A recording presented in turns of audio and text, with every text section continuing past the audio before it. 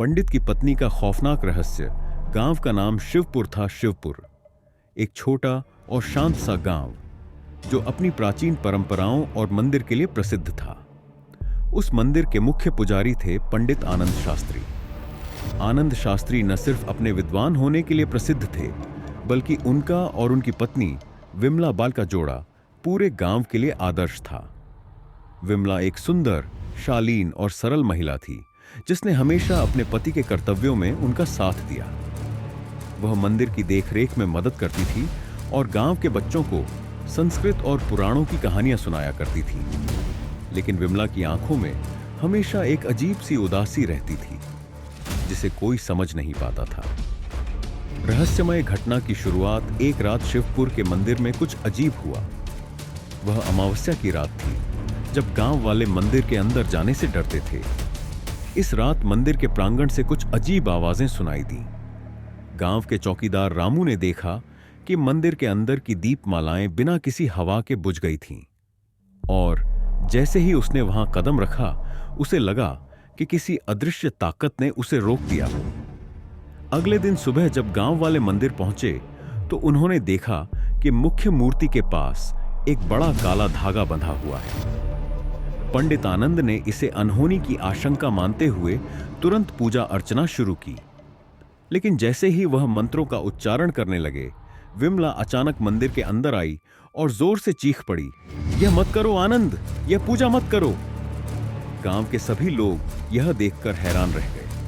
विमला हमेशा शांत और संयमित रहती थी, लेकिन आज उसकी आंखों में डर और आक्रोश दोनों साफ झलक रहे थे। अतीत की परछाइयां पंडित आनंद ने विमला से पूछा कि वह क्यों मना कर रही है, लेकिन उसने कोई जवाब नहीं दिया। वह बस रोने लगी और मंदिर से बाहर भाग गई।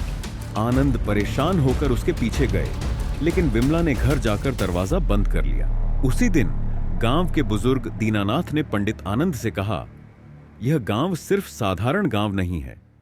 यहां की मिट्टी में कुछ पुरानी कहानियां दबी हुई हैं। क्या तुमने कभी विमला के अतीत के बारे में जानने की कोशिश की है?"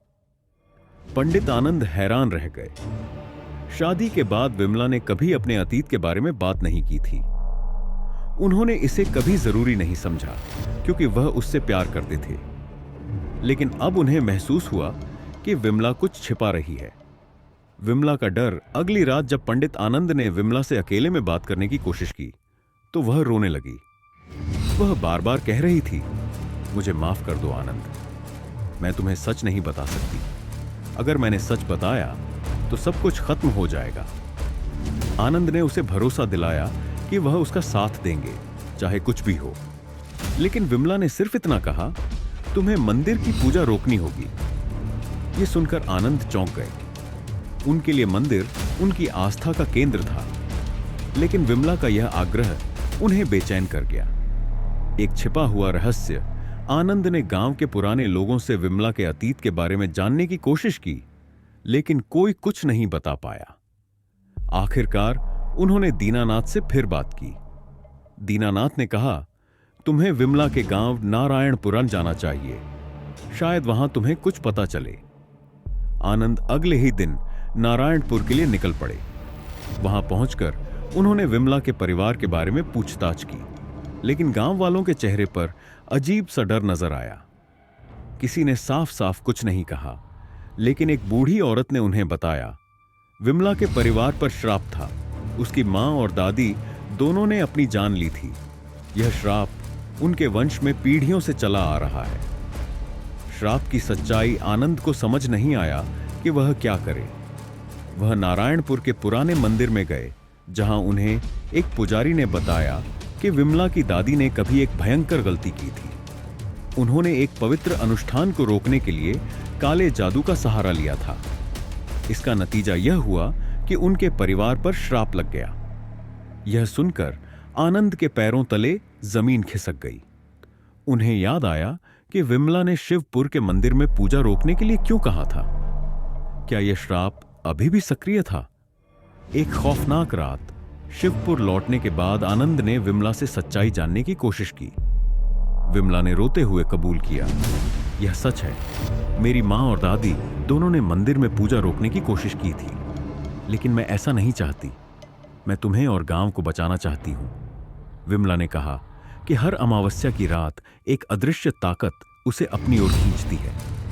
वह नहीं चाहती थी कि इस श्राप का असर आनंद या गांव वालों पर पड़े। आनंद ने तय किया कि वह इस श्राप का सामना करेंगे।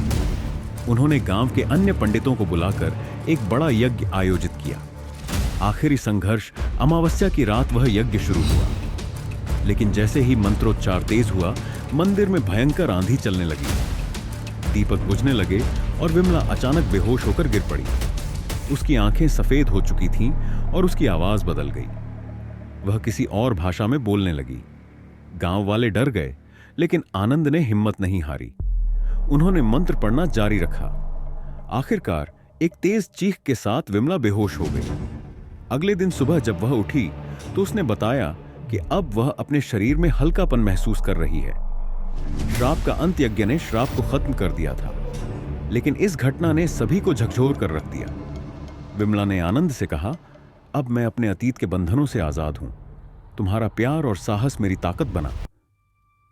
इसके बाद से विमला का व्यवहार पूरी तरह बदल गया। उसकी आंखों की उदासी गायब हो गई और वह पहले से भी ज्यादा खुशहाल और ऊर्जावान हो गई। गांव के लोग इस घटना को हमेशा याद रखते हैं और इसे एक चमत्कार मानते हैं।